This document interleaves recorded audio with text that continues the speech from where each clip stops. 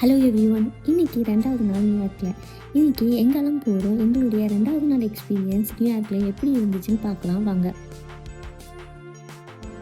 இன்னைக்கு எங்களுடைய travel plan என்னென்னா, ஃபஸ்ட்டு வால் ஸ்ட்ரீட், அடுத்து ஸ்டாச்சு ஆஃப் லிபர்ட்டி, அப்புறம் ஃபைனலாக டைம் ஸ்கொயர் போகிறோங்க. வால் ஸ்ட்ரீட் பார்க்க கிளம்பிட்டோங்க. சப்வேல தான் போனோம். கூட எங்கள் ஃப்ரெண்டும் வந்திருந்தாங்க. வால் ஸ்ட்ரீட் வந்து ஒரு ஸ்ட்ரீட் மட்டும் இல்லைங்க, இது சென்டர் ஆஃப் குளோபல் ஃபைனான்ஸ்னு சொல்கிறாங்க. இங்கே நியூயார்க் ஸ்டாக் எக்ஸ்சேஞ்ச் மற்றும் பல முதலீட்டு வங்கிகள் இருக்காங்க. என் முன்னாடி வீடியோவில் சொல்லியிருந்தேன், நாங்கள் மெட்ரோ கார்டு எடுத்து இருந்தோங்க. இது 7 days பாஸுங்க. 7 நாளைக்கு நீங்கள் எங்கே வேணாலும் பப்ளிக் டிரான்ஸ்போர்ட்டில் ட்ராவல் பண்ணிக்கலாங்க.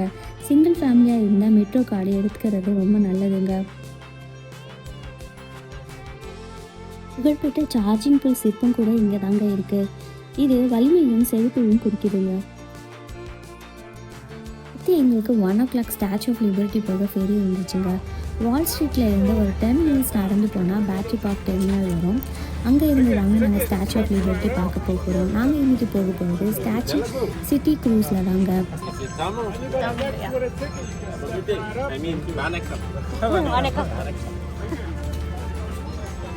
கூகுள் இருக்கிறதுனால நம்மளுக்கு எந்த பிரச்சனையும் இல்லைங்க. நம்மளோட டெஸ்டினேஷன் என்னென்னு டைப் பண்ணாவே போதும், அது சூப்பராக வழியை காமிச்சிடுங்க. ஸோ இங்கே நியூயார்க்கில் நீங்கள் சுற்றி பார்க்க கவலைப்படவே வேணாம், வழி தெரியலன்னு. க்ரூஸில் போகிறதுக்கு செக்யூரிட்டி ஸ்க்ரீனிங் இருக்குது. இப்போ அங்கே தான் போயிட்டுருக்கோம். இந்த பேட்டரி பார்க் டெர்மினல்லேருந்து ஸ்டாச்சு ஆஃப் லிபர்ட்டி ஒரு 1/2 mile தாங்க இருக்கும். இங்கேருந்து பார்த்தாவே நம்மளுக்கு ஸ்டாச்சு ஆஃப் லிபர்ட்டி தெரியுது பாருங்கள். ஸ்க்ரீனிங்லாம் முடிச்சு உள்ளே போயாச்சுங்க. ரொம்ப எக்ஸைட்மெண்ட்டாக இருக்குது ஸ்டாச்சு ஆஃப் லிபர்ட்டியை பார்க்க போகிறேன்னு. வாங்க, நீங்களும் எங்கள் கூட ஜாயின் பண்ணிக்கோங்க.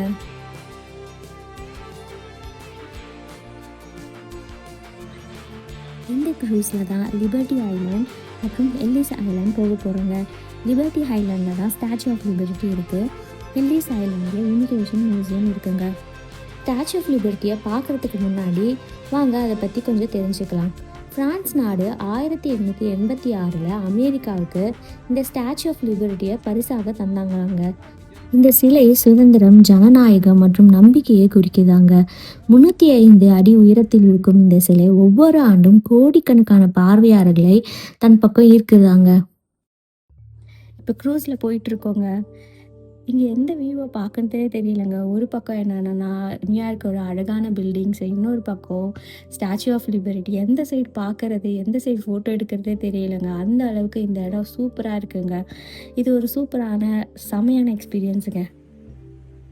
So finally statue of liberty வந்தாச்சுங்க. வந்தது என்ன வேலை, ஃபோட்டோ எடுக்க வேலை தாங்க. என்னென்ன ஆங்கிளில் எவ்வளோ ஃபோட்டோ எடுக்க முடியுமோ எல்லாம் எடுத்து முடிச்சாச்சுங்க. இப்போ இந்த சிலையை பற்றி கொஞ்சம் பார்ப்போம் வாங்க. கையில் உயர்த்திய ஜொலிக்கும் தீப்பந்தம் வந்து சுதந்திரத்தையும், இடது கையில் இருக்கும் புத்தகம் சட்டத்தையும் குறிக்குதுங்க. இந்த புத்தகத்தில் அமெரிக்க சுதந்திர அறிவிப்பு ஜூலை 4, 1776 தேதி எழுதப்பட்டுள்ளதுங்க. சிலைங்க கீழே இருந்து பார்க்கறது மட்டும் இல்லாமல் மேலே கூட போய் பார்க்கலாங்க. நம்ம பெடஸ்டல் க்ரௌன் வரைக்கும் இந்த சிலைக்கு மேலே ஏறி முழு நியூயார்க் அழகையும் ரசிக்கலாங்க. க்ரௌன் போக முன்னாடியே நம்ம அட்வான்ஸாக புக் பண்ணி இருக்கணும். நாங்கள் பெடஸ்டல் வரைக்கும் போய் ஏறி பார்த்தோங்க. அடுத்து எல்லிஸ் ஐலாண்ட் கிளம்பியாச்சுங்க.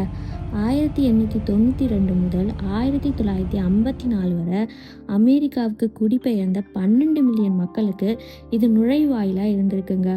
அமெரிக்காவில் புதிய வாழ்க்கையை தொடங்க வந்தவர்கள் முதலில் இங்கே தான் சோதனை செய்யப்பட்டார்களாங்க.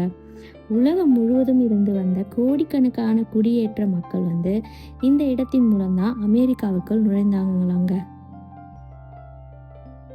இந்த இமிகிரேஷன் மியூசியத்தில் தான் இங்கே குடிபெயர்ந்தவர்களின் வரலாறு, அவர்கள் சந்தித்த சோதனைகள், பழைய புகைப்படங்கள், ஆவணங்கள் அனைத்தும் காட்சிக்கு வச்சிருக்காங்கங்க.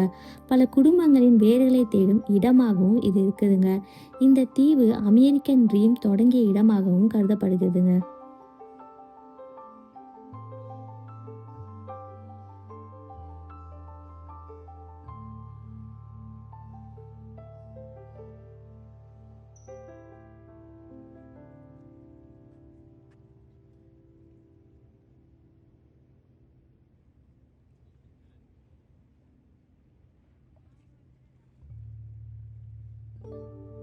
ஃபைனலி எல்லிஸ் ஐலாண்டை சுற்றி பார்த்துட்டு கிளம்பியாச்சுங்க. எங்களுக்கு டோட்டலாக ஒரு 5 ஹவர்ஸ் எடுத்துச்சுங்க எல்லாத்தையும் சுற்றி பார்க்க. ஸோ முன்னாடியே பிளான் பண்ணிட்டு வந்தீங்கன்னா மற்ற பிளேஸையும் சுற்றி பார்க்க உங்களுக்கு டைம் இருக்குங்க. பேட்ரி பார்க்கு கிட்ட கேரிகேச்சர் டிராயிங் பண்ணிட்டு இருந்தாங்கங்க. ஸோ நாங்களும் கேரிகேச்சர் டிராயிங்கை வரைஞ்சிக்கிட்டோங்க. ஸோ அடுத்து ஹோட்டல் போய் நல்லா ரெஸ்ட் எடுத்துட்டு நைட்டு டைம் ஸ்கொயர் பார்க்க கிளம்பிட்டோங்க. மறுபடியும் இவங்க டைம் ஸ்கொயர் பார்க்க வந்திருக்காங்க என்னன்னு பார்க்குறீங்க? ஆமாங்க, நைட் வியூ பார்க்கலல்ல, அதை தாங்க பார்க்க வந்திருக்கோம். ஸோ நைட்டு செம்மையாக இருக்குங்க டைம் ஸ்கொயர். இவ்வளோ பில் போர்ட்ஸ்லாம் பார்க்கும்போது இந்த லைட்டிங்கில் செம்மையாக அப்படியே ஜொலிக்குதுங்க இந்த இடமே.